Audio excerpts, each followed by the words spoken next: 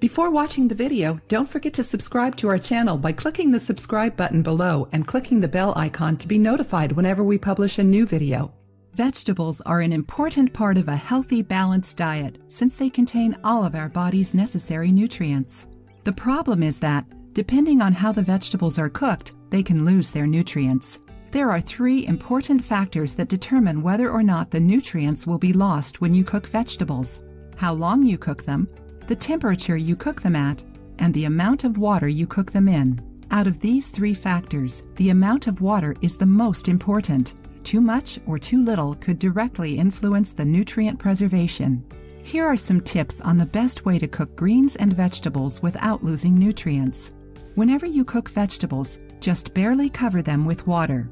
Don't throw out the water you cook them in because it's full of nutrients. Instead, use it in soups or broths. Try boiling the water before putting the vegetables in.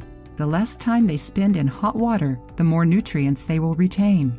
During the cooking process, keep the lid on the pot to avoid losing nutrients through the steam. If you have a steamer pot, use it. This is one of the best ways to preserve the nutrients.